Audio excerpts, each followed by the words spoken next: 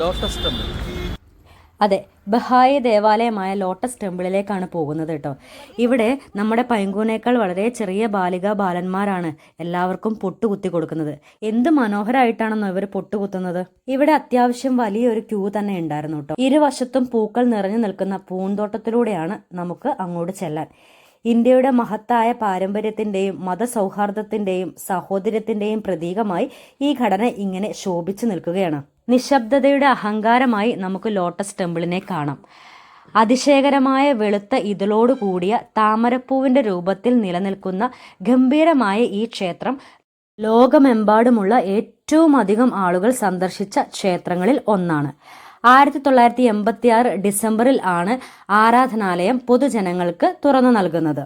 ഈ ക്ഷേത്രം മതങ്ങളുടെയും മാനവികതയുടെയും ഏകത്വത്തിനായി സമർപ്പിച്ചിരിക്കുന്ന ഒരു ആരാധനാലയമാണ്. ഏകദേശം 26 ഏക്കർ സ്ഥലത്ത് വ്യാപിച്ചു കിടക്കുന്നു.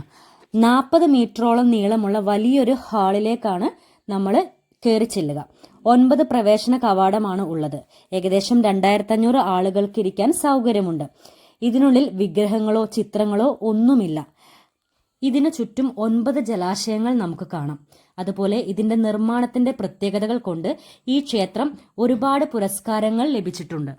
ആർക്കും പ്രവേശിക്കാവുന്ന ഈ ക്ഷേത്രം മതസൗഹാർദ്ദത്തിന്റെ ഒരു അടയാളം തന്നെയാണ്.